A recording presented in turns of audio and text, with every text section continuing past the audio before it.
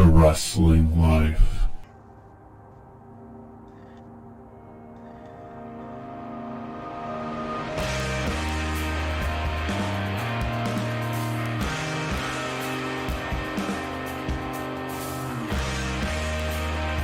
Hey everybody, it's The Wrestling Life. This is episode 256. It's the new year and a new era. Ethan, we have so much to talk about when it comes to the best of 2020 in professional wrestling.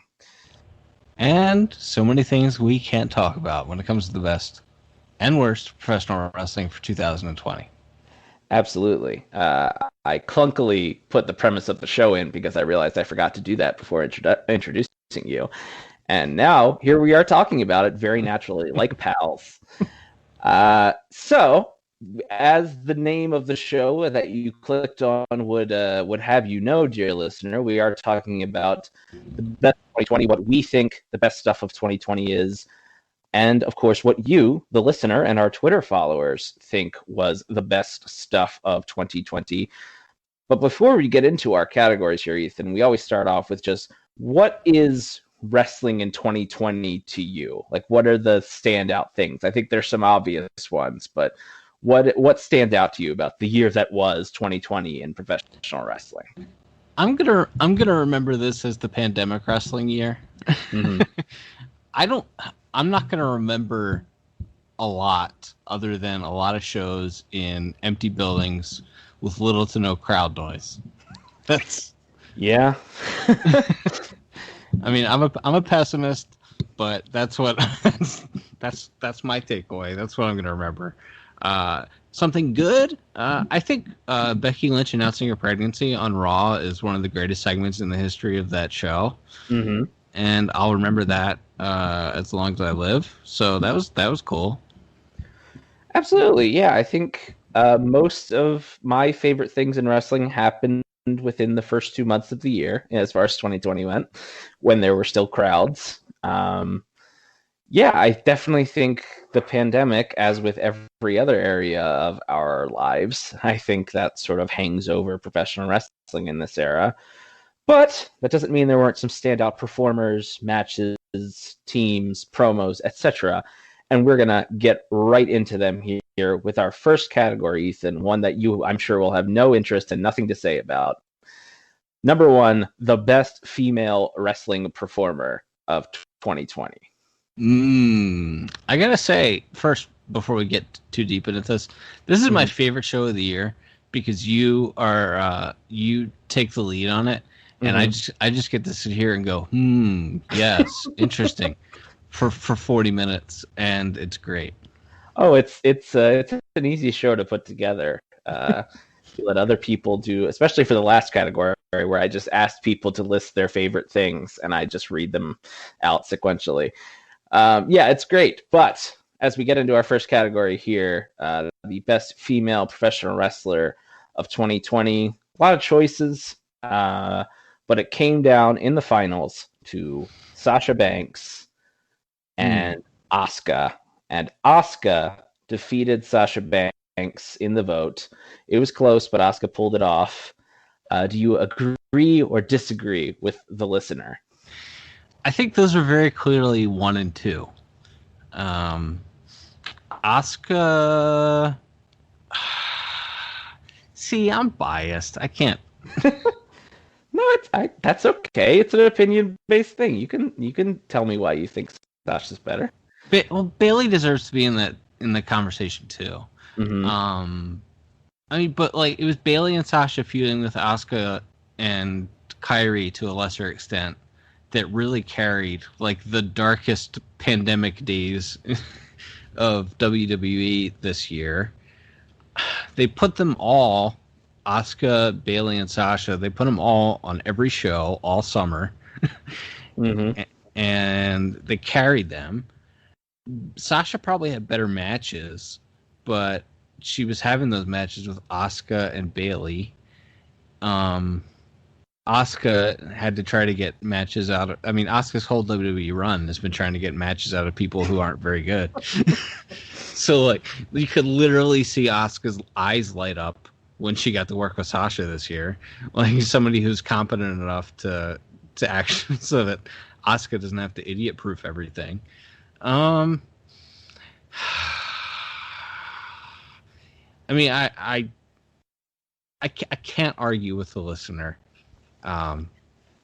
It's just those two are very clearly 1, 2, Bailey number 3. It's just a matter of how you want to seed them. Yeah, I agree. I mean, there's obviously some others. Rhea Ripley looked like she was poised to have a really great year, and then something happened. Can't quite remember. She lost the title to somebody, and then kind of didn't do anything for the rest of the year.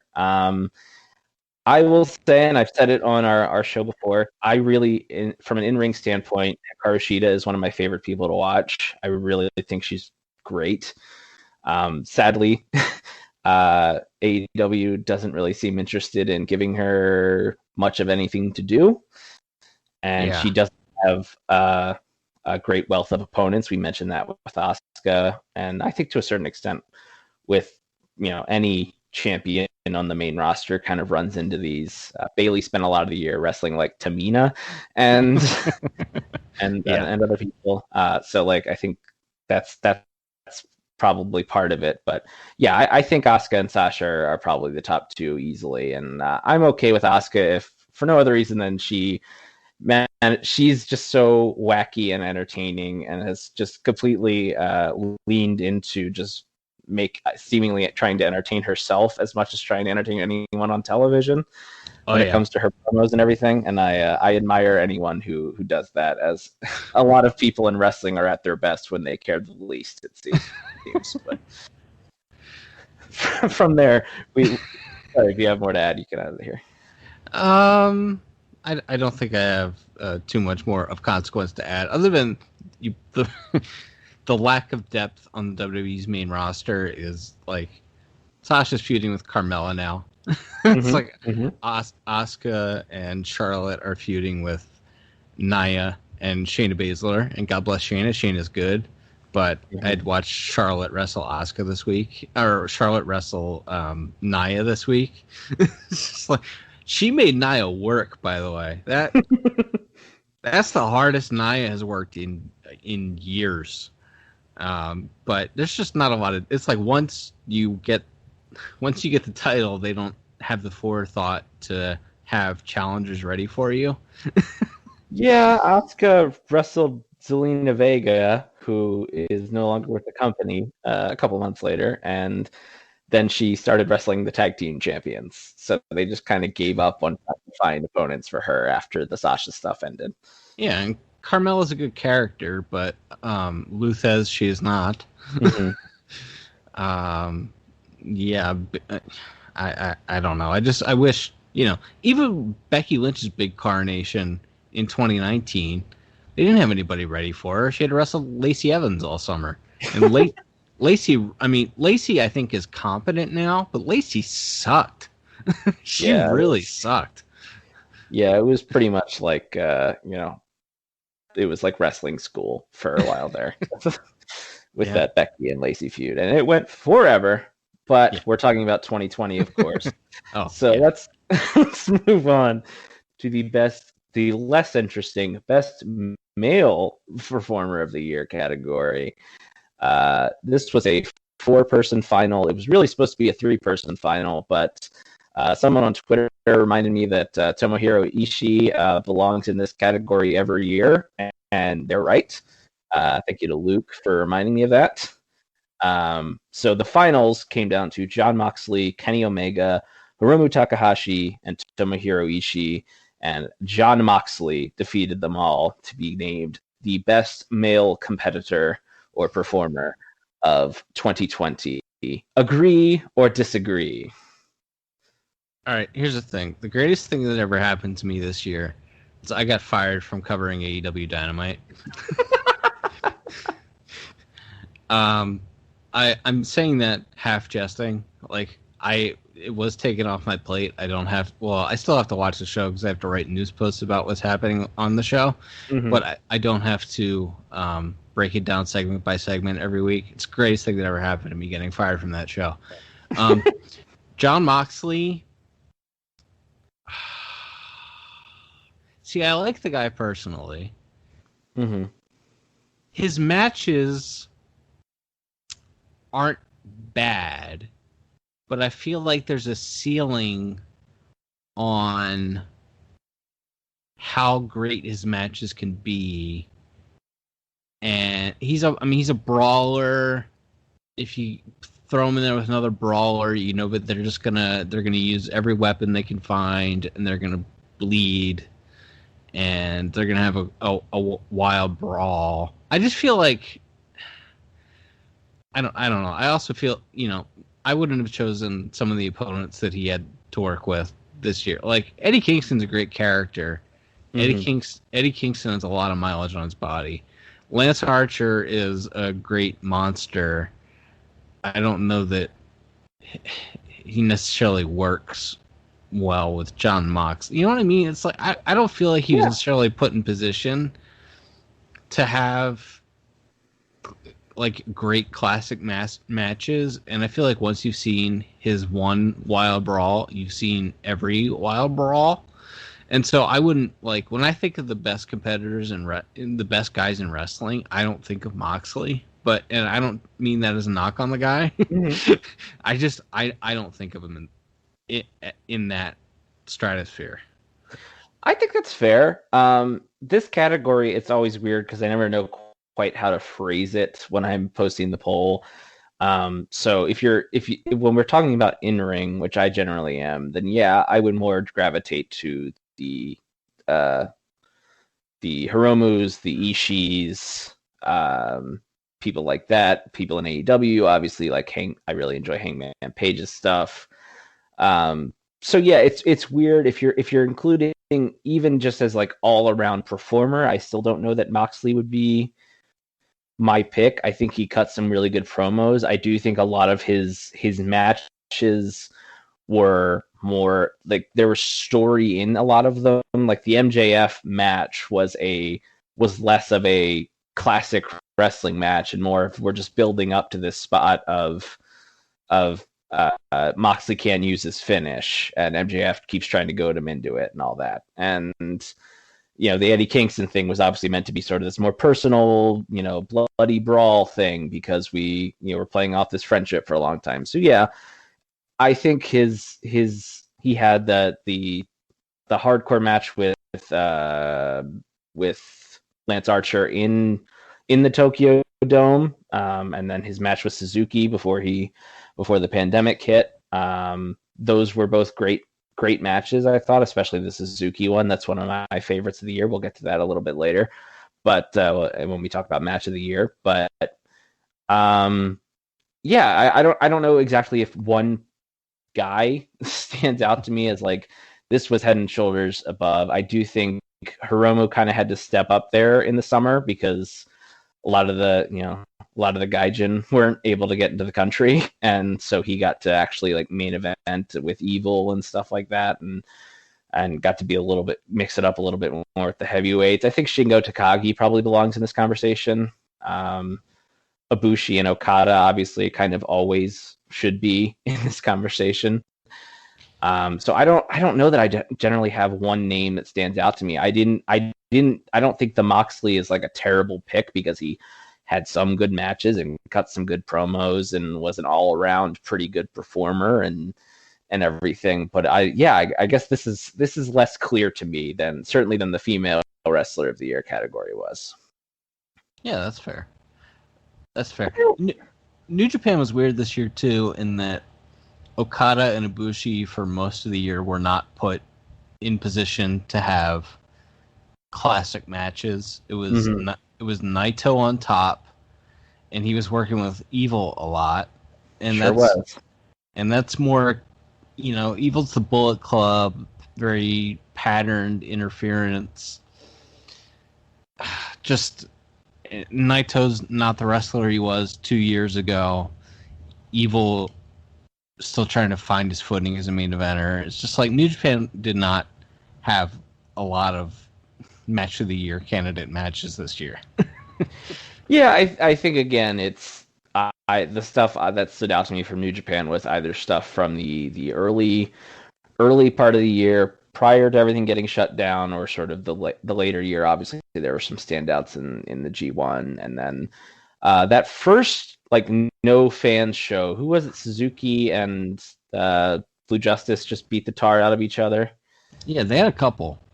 The first one was better, but yeah, they had two matches. Yeah. Well, we're getting ahead of ourselves. We'll talk about matches in a little bit, but yeah, it was definitely just a weird year. So I think it was harder to pick a single male wrestler to put this best category in this year. But move on to there. Speaking of best, we came on to best promos, best on promos of 2020.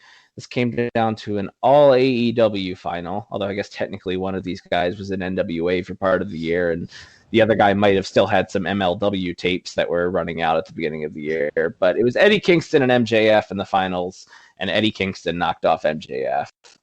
Eddie Kingston's great. Obviously came into AEW kind of later in the summer, so I don't know if you can give him the award for the entire year. I think Edge stands out always as somebody who did a lot of great promos this year. Orton did some good work this year. Gargano's really funny. Pat McAfee is a very good heel who also came in later in the year. Adam Cole cut some good promos. Who stands out to you as far as promos, and do you agree with the Eddie Kingston pick? You pretty much listed everyone right there. And no problem. And yeah, I agree with the Eddie Kingston pick. The guy's great. He's maybe you throw Taz in there too. Oh yeah, good call. But you can always throw Paul Heyman in there. Roman did some good stuff. A lot of Roman's matches this year are more like extended promos. My man didn't get those big fake white teeth because he plans on being a wrestler for another 10 years. You know, he's gotta get working on those acting monologues. Sorry, I wish I could credit the person who came up with this joke. I remember reading it on Twitter, but it's like, boy, they don't make those celebrity teeth. They don't come in any other size but XL, do they? Yes, that's a good one. But yeah, as far as the promos go, yeah, look, Eddie Kingston managed to make me want to see a match between him and Jon Moxley like 2 weeks after Jon Moxley had choked him out clean. So he's pretty darn good at getting his stuff over, and obviously they put him with the group now. I have no issues with Eddie Kingston getting the nod in this category. Agreed. All right, and moving on to category number 4, the best tag team of the year. This came down to another 2 AEW choices. I think this is interesting because I remember a couple of years ago, it was hard to get anything not WWE through like the first round of a poll when I would do them. And now like WWE stuff is like very rarely getting to the finals of a lot of stuff. But we have 2 AEW teams for tag team of the year. Came down to the Young Bucks and Kenny Omega and Hangman Page. And Hangman Page and Kenny Omega took the W there. What do you think of that, and what tag team stood out to you this year? I feel like it was more pre-pandemic that I thought the Lucha Bros were head and shoulders above every other team on the planet. Agreed.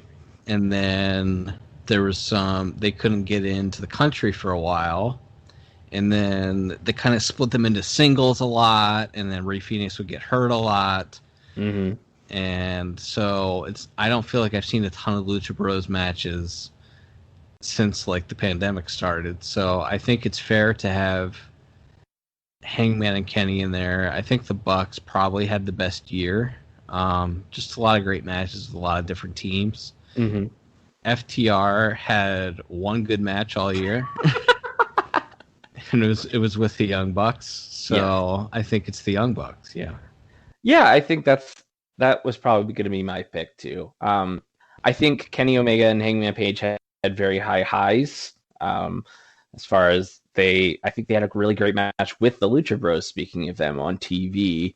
And then, of course, the classic with the Bucks. But I think if that's the category, they both had classics. Bucks had a classic with FTR, And as you mentioned, no one else in AEW managed to have even like a pretty good match with them. So that's not fair. Then they weren't that bad. There's just none of them that stood out or were memorable at all.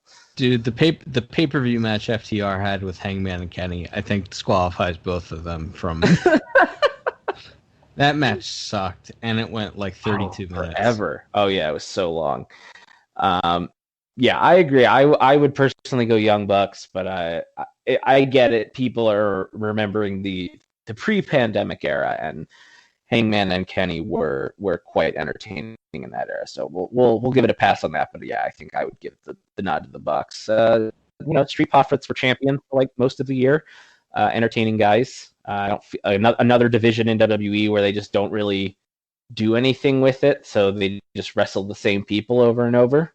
So it's hard. I think it's hard for they wrestled friggin' Garza and Andrade. Oh my gosh! For 6 months. Mm-hmm. And then they wrestled the War Raiders and did like skits with them for like 6 months. Yeah, bad year. Yeah, not bad guys, just bad year. Montez Ford is like one of the greatest athletes in the business. Oh yeah, like I hope they realize what they have with that guy because he can talk and he's got the best frog splash of all time. Yeah, it's incredible. But yeah, as far as teams in WWE, they unfortunately very rarely get a chance or an extended run to show how good they can be. So, not surprised that came down to two AEW teams there. Moving on, we have 2 regular poll categories left, and then our 7th category is a more free-flowing one. But we have number 5 here. We have the best match of 2020. That being, it came down to a final of Omega and Hangman versus the Young Bucks, which we just talked about. Okada versus Ibushi from the Tokyo Dome. Jon Moxley versus Minoru Suzuki. And the underdog in this category, Orange Cassidy versus Pac from, I believe, from the same show as the Hangman and Omega versus Bucks match. And Omega and Hangman versus the Young Bucks won match of the year there. What do you think of that, and what matches stood out to you as best of the year? I thought that was one of the best tag matches I've ever seen. So I don't think I liked it as much as everyone else, and I still think it's one of the best tag matches I've ever seen. So no issues there. I remember Desperado and Ishii having a banger, like in the New Japan Cup. I remember Suzuki and Nagata having a banger in the New Japan Cup. And Desperado and Hiromu Takahashi had 2 great ones in the Best of the Super Juniors this year. And Bayley and Sasha had a heck of a match in Hell in a Cell. So those are the ones that stand out to me that are not on the list that the listener selected there. Pac and Cassidy was fun, but it's not like, I mean, come on. Like, I love that match. Like, it was one of my favorite matches I saw in 2020, but I don't think it belongs in the category with some of these other ones. Shingo and Okada had it. Was it the G1 that they tore it up, or was it earlier this year? Still haven't seen that match. It was G1. Still haven't seen it. Yeah, that was phenomenal. Enjoyed that one quite a bit. There was I'm trying to think of stuff in WWE that was good. Balor and O'Reilly had a very good match at one of the takeovers. One match, which actually at this finals category, we had like controversy because one of the semifinals polls ended in a tie, and then the runoff poll also nearly ended in a tie. To which I promised that Christmas would be canceled if the poll ended in another tie. Thankfully, we avoided that with Ibushi and Okada just edging it out. But Walter versus Ilya Dragunov was it's great, man. Like, if you like big men, well, one big man and one kind of medium-sized man, just slapping the hell out of each other and suplexing each other and just beating the tar out of each other. That's probably the best, like, no crowd, not even wrestlers around ringside match that I saw in 2020. That was phenomenal. Big meaty men slapping meat. That's right. Big E is a treasure. Yeah.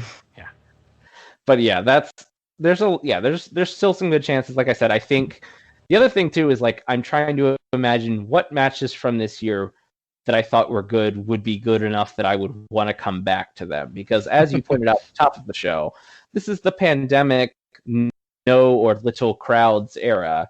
So like, how often am I going to want to go back to this versus, if you want to revisit the spectacle of Randy Savage versus Hulk Hogan or something, like that's a great thing to go back and revisit. It's a different era, giant, loud crowd, people standing on their feet, great atmosphere, a happening, if you will. Whereas, like, I'm not going to go back and watch Charlotte and Rhea Ripley. Like, I remember that being pretty good, but, like, there's nobody there. I'm not going to go back and watch a lot of empty gymnasium matches when this is all over. I also won't go back and watch any cinematic matches. I refused to put any cinematic matches in the best match of the year polls because I don't like them, and I don't like the term, more importantly.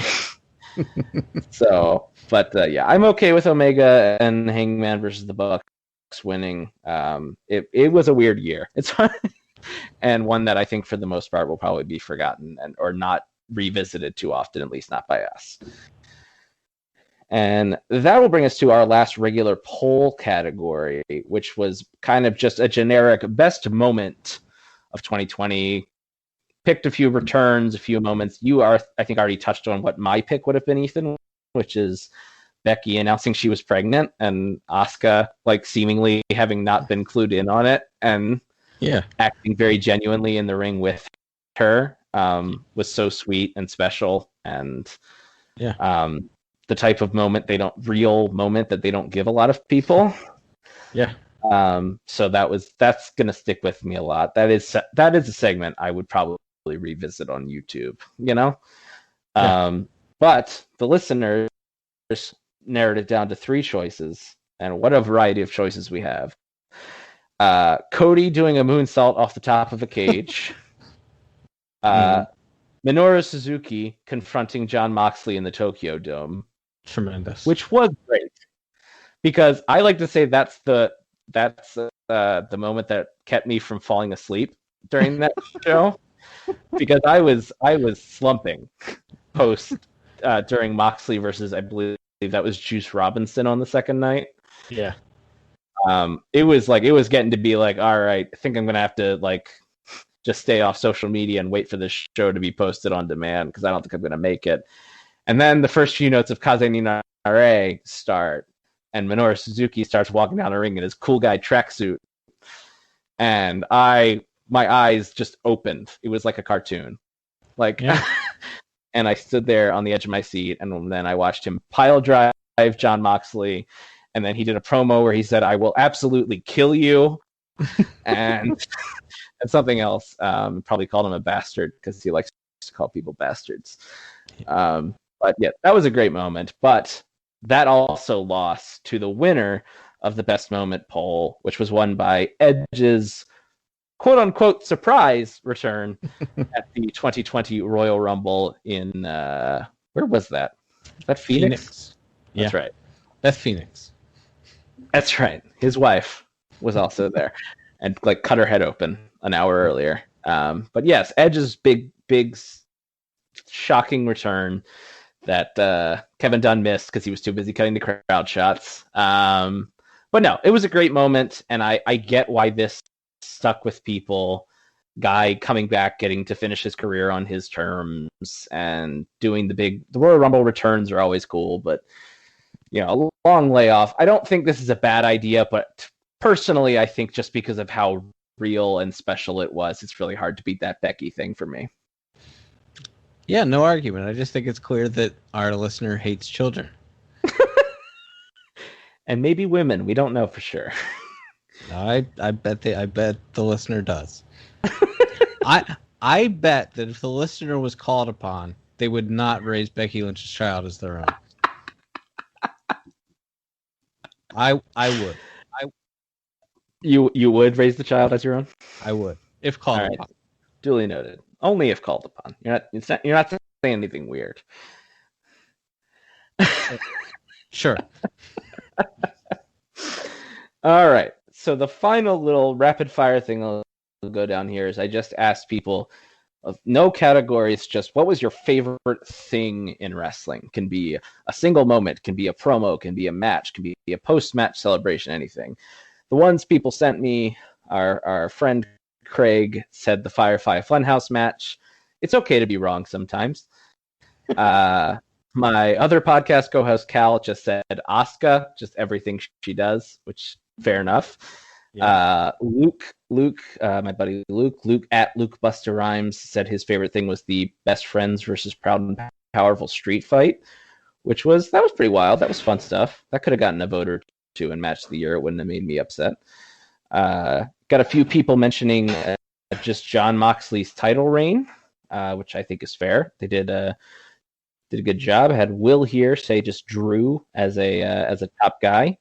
And then our buddy Stink mentioned Goldberg returning and correctly Vince McMahon making the correct decision to have him destroy the Fiend in a minute and win the title. Yeah, it's very difficult to argue with any of that.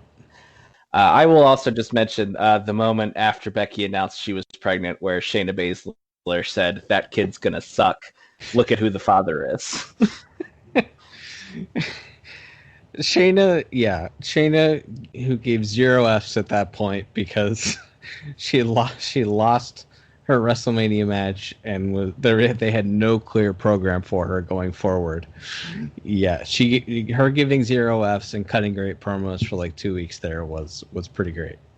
Good times. Yeah, that was. I think we already covered a lot of what my favorite stuff would have been in other categories here, so I don't have a ton else to add, but.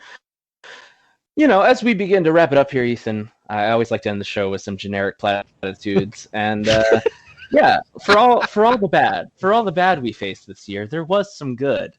And I appreciate that our listener came along on the ride with us as we looked at what was the best stuff of a mostly very bad year for everyone.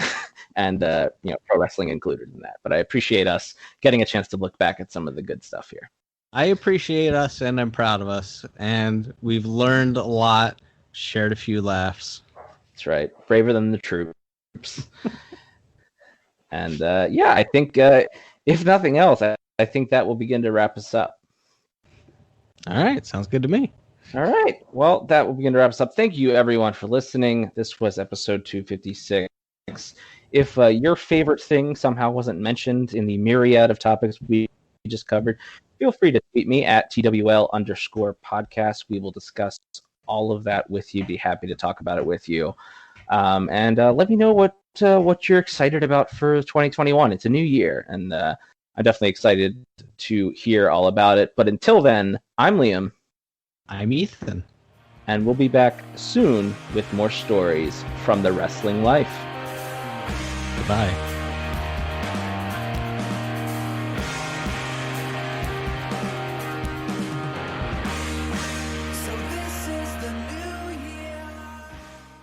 Thanks for listening. Don't forget to leave us a 5-star review on Apple Podcasts. Now, here are this week's bonus features.